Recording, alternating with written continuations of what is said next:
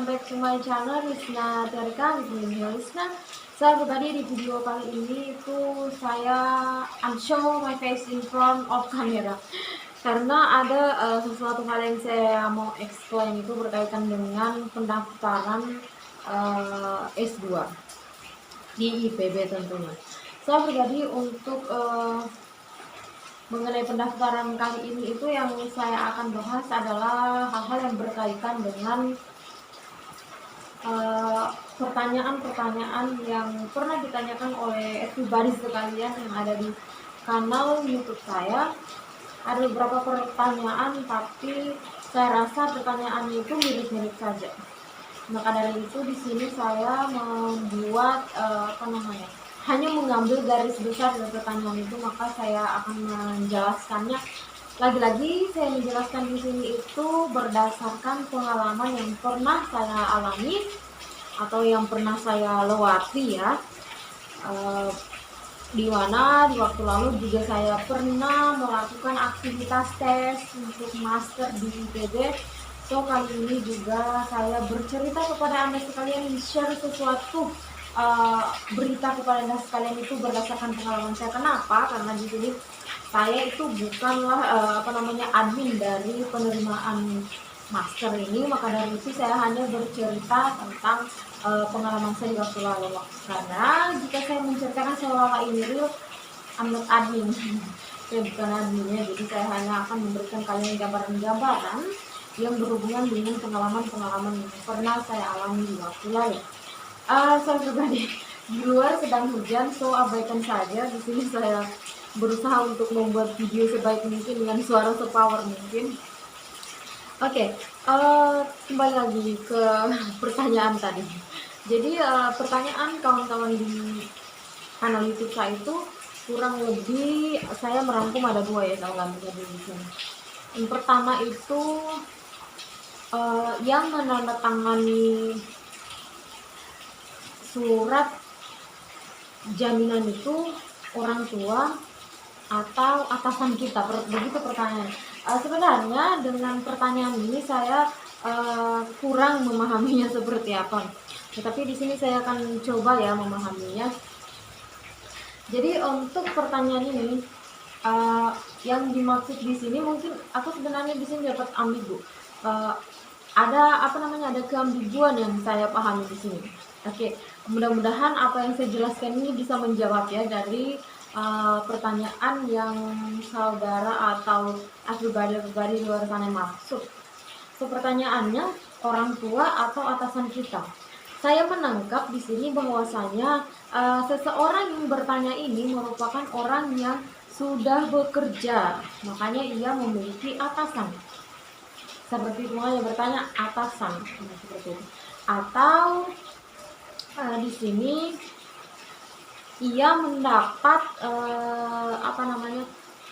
tanggungan biaya dari tempat ia bekerja, seperti itu.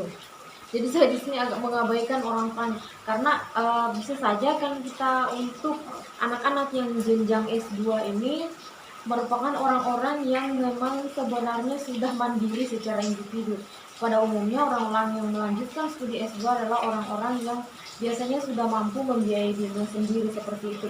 Jadi dari pertanyaan ini saya menangkap bahwasannya yang bertanya ini merupakan seseorang yang sudah bekerja. Jadi jika teman-teman yang sudah bekerja, misalnya sudah bekerja pada suatu instansi, sudah memiliki penghasilan sendiri dan ingin melanjutkan studi dengan biaya yang ditanggung sendiri, karena di waktu lalu kita sudah bekerja dengan keras untuk mendapatkan biaya itu sendiri, maka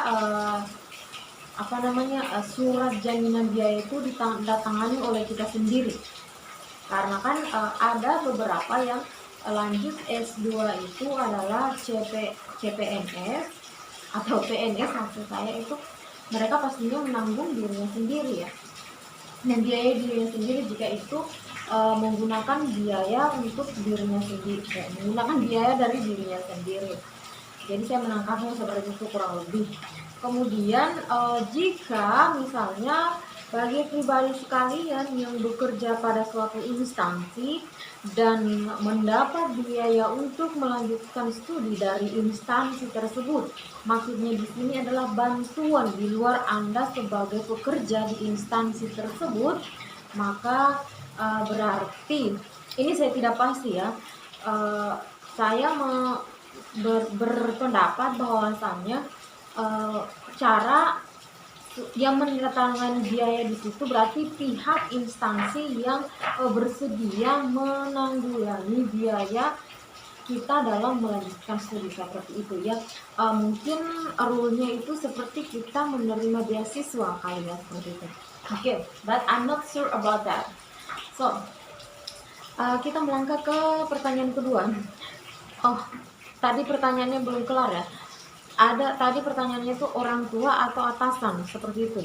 Dan yang kedua, kalau misalnya yang melanjutkan studi yang berkaitan ini adalah memang juga mendapat biaya, tanggungan biaya dari orang tua, berarti ya orang tua yang menandatangani kalau memang itu kita mendapat biaya dari orang tua, karena biasanya kan para pekerja yang sudah bekerja itu ketika memutuskan untuk melanjutkan studi biasanya biaya kan diambil alih orang tua, berarti orang tua. Tetapi jika Anda masih berstatus masih bekerja pada suatu instansi dan mendapat biaya dari instansi tersebut, dan ketika pun Anda melanjutkan S2 misalnya tidak keluar dari tempat Anda bekerja dan misalnya tempat Anda bekerja itu yang membiayai demi untuk mengimprove gitu sumber daya manusia yang ada pada suatu tempat kerja itu, berarti pihak pekerjanya. Tetapi jika yang mensuplai biaya itu adalah orang tua kita sendiri, berarti yang memberikan tanda tangan surat jaminan adalah orang tua kita, seperti itu. Jadi kalau bagi teman-teman biasanya yang sudah lama lulus, yang sudah bekerja kan biasanya nanggung sendirian. Dan bagi kita seperti kemarin baru selesai S1 terus lanjut lagi, ya pastinya orang tua kita belum sempat bekerja seperti itu. Oke, everybody, untuk pertanyaan kedua yaitu minimal yang harus diisi dalam surat jaminan biaya. Untuk dalam surat jaminan biaya itu yang ditandatangani oleh beberapa yang kita buat sendiri ya, yang formulirnya itu tidak di-download, berdasarkan pengalaman saya kemarin itu. Jadi kita mengisi penghasilan per bulannya itu pastinya masuk akal lah kita mengisinya, karena biasanya kan ada beberapa yang mengatakan di komentar dan pertanyaan di kanal YouTube saya itu, aku bingung kayak ini mau mengisi berapa, penghasilan orang tua saya itu tidak tetap ya. I understand about that, karena sama halnya dengan saya juga di tahun lalu, saya juga background orang tua saya adalah wira swasta, jadi kita tidak bisa memastikan berapa penghasilan. Terkadang penghasilannya itu kalau misalnya tiba hokinya yang menunjak gitu, tinggi banget dapatnya, keuntungannya atau penghasilannya itu, tetapi sometimes juga terkadang penghasilannya menurun drastis seperti itu. Apalagi kemarin pada saat saya mendaftar itu lagi masa corona dan masyarakat itu kurang konsumtif sehingga penghasilan keluarga orang tua saya juga berkurang. Tetapi di waktu itu saya tetap memasukkan, walaupun udah berkurang ya, tetap memasukkan rata-ratanya saja, standarnya begitu berapa yang kemungkinan walaupun dengan kondisi pandemi itu mereka bisa dapatkan dalam per bulan itu hasil bersihnya seperti itu. Nih di sini saya hanya memberikan semacam contoh ya kepada teman-teman sekalian untuk menganalogikan berapa sih yang bisa dikasih masuk begitu untuk penghasilan orang tua, sehingga pihak verifikasinya di sana juga merasa bahwasanya oh iya benar ini bisa seperti itu. Karena kan kalau misalnya kita hanya memasukkan taruhlah misalnya nominalnya 500.000, terus kita kali-kalikan nih 500.000 per bulan misalnya penghasilan. Kemudian dalam waktu 6 bulan itu berarti penghasilannya hanya 3 juta.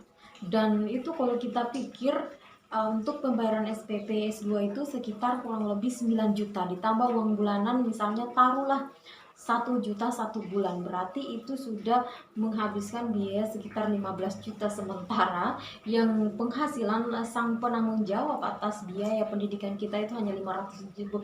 Jadi itu kan tidak masuk akal. Jadi buatlah masukan yang logis ya, walaupun kondisi sekarang itu lagi menurun, tapi saya rasa sekarang kondisi ekonomi bagi para wirausaha itu sudah mulai membaik lagi ya, tidak sama seperti yang dulu seperti itu. Di sini saya tidak menyuruh teman-teman atau pribadi sekalian untuk menaikkan pendapatan ya, tulislah sereal mungkin. Tapi oke, seperti tadi kita mengisi misalnya 500 ribu, kan nggak logis ya, biaya sendiri penghasilan sang penanggung jawab 500 ribu per bulan, pastinya penghasilannya itu tuh di atas dari itu. Saya berpikirnya seperti itu. Jadi misalnya di sini saya memberikan contoh sesuai dengan saya isi tahun lalu ya. Jadi yang saya isi tahun lalu itu pada penghasilan itu, karena kondisi ekonomi juga sedang menurun waktu itu karena pandemi, makanya saya mengisi untuk rata-rata penghasilan orang tua saya itu di luar tekanan-tekanan lainnya, saya mengisi sekitar 3 juta. Jadi di sini kita kali-kalikan ya, misalnya 3 juta ini, 3 juta penghasilan per bulan, terus misalnya selama 6 bulan itu berarti dikali 6, 3 kali 6 berarti 18 misalnya seperti itu. Kemudian setelah kita kalikan 3 kali 6 berarti jumlah 18 juta, dikurangi dengan SPP yang kita butuhkan itu misalnya 9 juta. Umumnya kan SPP-nya 9 juta ya. 9 juta kurang berarti 18 kurang 9 juta itu berarti tinggal 9 juta lagi, dan dikurangi lagi dengan uang bulanan. Misalnya kita berada di sini di kampus, di sekitaran kampus, kita harus pergi di tempat kampus kita misalnya sudah offline seperti itu ya.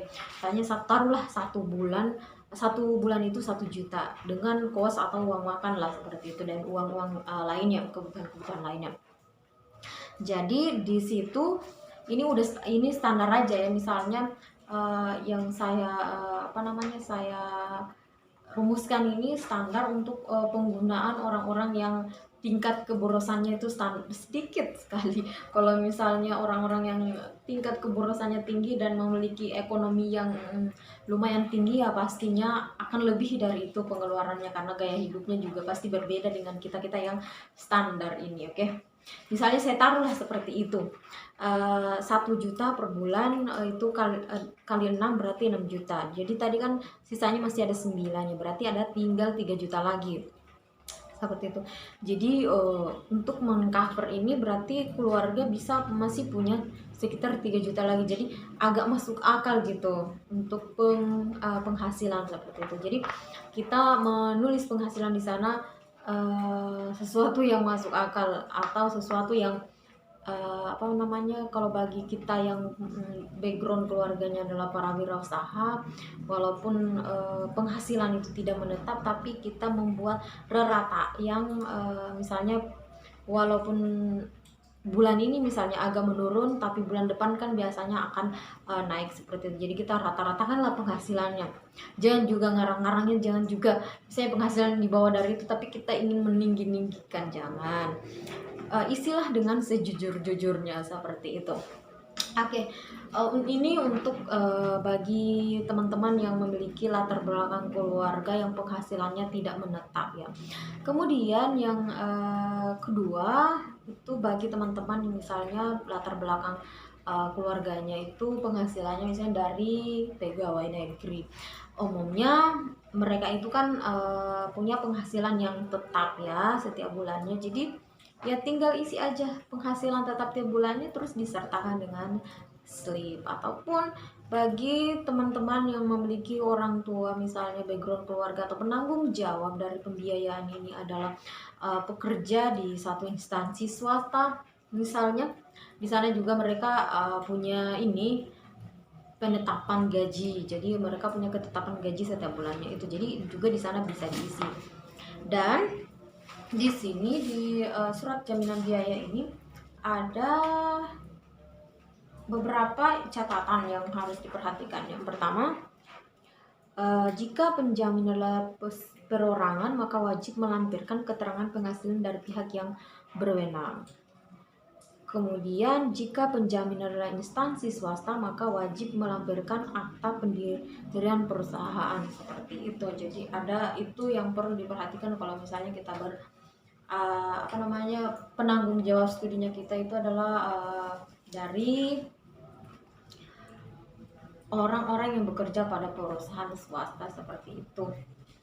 Kemudian ini tentang surat keterangan penghasilan yang diketahui oleh RT dan RW bagi orang tua ya yang notabene adalah wirausaha. Saya sudah jelaskan di video sebelumnya. Saya rasa tidak perlu lagi kita menjelaskan panjang lebar. Oke, everybody, saya rasa ya itulah sekilas mengenai penjelasan di video kali ini mengenai biaya yang harus diisi berdasarkan pengalaman saya yang lalu, bukan berdasarkan pengalaman orang lain.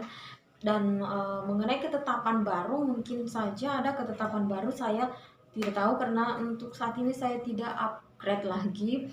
Karena saya juga fokus dengan kuliah dulu, saya tidak mengetahui bagaimana perkembangannya lalu, dan saya juga belum sempat membuka website pendaftaran itu untuk sekedar melihat-lihat perubahan-perubahan dari yang tahun lalu.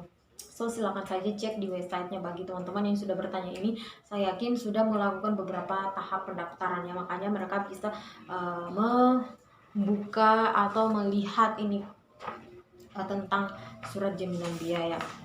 Oke, everybody, semua itu merupakan pengalaman saya di waktu lalu. Saya mencoba menganalogikan saja berdasarkan pengalaman saya yang lalu terkait dengan bagaimana perkembangannya, dengan bagaimana peraturan terbaru. Silakan cek di websitenya IPB, Pasca Sarjana IPB, supaya lebih memastikan lagi, karena di sini saya hanya memberikan sesuai pengalaman yang lalu. Kita tidak tahu itu peraturan bisa saja berubah setiap waktu ya.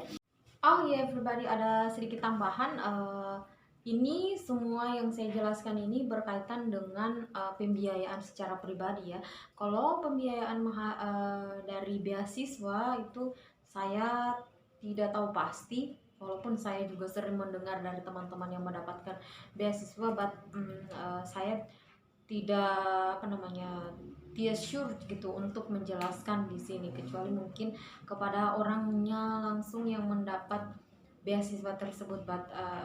Untuk sekarang saya belum memiliki waktu untuk membuat video collab dengan teman-teman yang menerima beasiswa. So ini hanya berkaitan dengan biaya sendiri ya. Terkait dengan beasiswa itu silakan saja tanyakan kepada teman-teman lain yang menerima beasiswa. So everybody, saya rasa itu penjelasan di video kali ini mengenai hal-hal yang berkaitan dengan jaminan biaya bagi teman-teman yang sekarang sedang menyiapkan beberapa berkas dan sedang mendaftar untuk melanjutkan studi di IPB. Saya doakan semoga teman-teman sekalian lulus ya, amin. Dan hari ini sudah tanggal 26 ya kalau saya tidak salah. Dan kalau saya tidak salah ingat yang lalu saya pernah menjelaskan juga sampai kapan waktu pendaftarannya. Kalau saya tidak salah untuk gelombang pertama semester genap itu penutupan pendaftaran pada tanggal 30 April. Jadi tinggal beberapa hari lagi. So bagi teman-teman yang baru saja tahu pendaftaran ini dan ingin sekali mendaftar, silakan siapkan seluruh berkasnya. Masih ada waktu lagi beberapa hari untuk Anda menyiapkan segala hal yang berkaitan dengan pendaftaran ini. Jangan berkata aku sudah terlambat. No, saya pun di waktu lalu itu demikian. Saya baru mencari beberapa rekomendasi itu di H-6 pendaftaran.